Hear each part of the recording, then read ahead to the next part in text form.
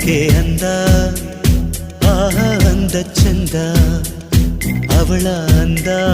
ಒಳಗೆ ಅಡಗಿರೋದ್ರಿಂದ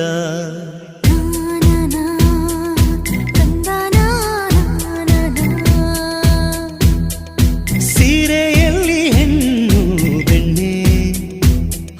ಬೆಣ್ಣೆಯಂತೆ ಕರಗಿ ಹೋಗೋ ಆ ಹೃದಯದಂತೆ